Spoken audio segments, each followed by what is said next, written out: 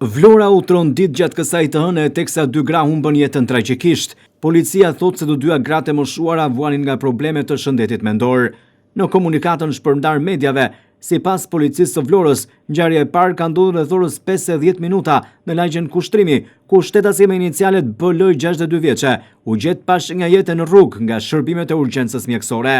Paraprakisht dyshohet se ajo është vethedhur nga kati i tretë i banesës së saj. Gjithashtu pokët të hënë, rreth orës 8:10 minuta, në zonën e Transballkanikës, në vendin e quajtur Kulla Thegaj, shtetësia me iniciale DM, 78 vjeçe, dyshohet se ka rënë nga balkoni i katit të dytë të banesës së saj.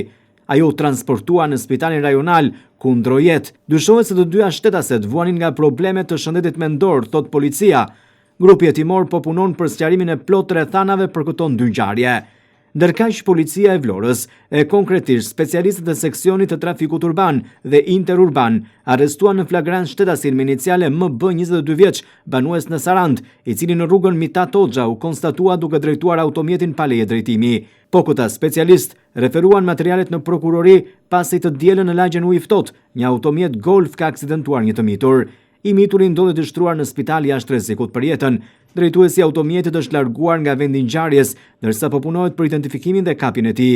Specialistët për hetimin e krimeve në Komisariatin e Policisë Sarand referuan materialet në prokurori, ku nisi procedimi penal për shtetasin me iniciale KL 73 vjeç, banues në lagjen numër 4 Sarand, i cili u konstatua duke kryer veprime pa leje në organeve kompetente.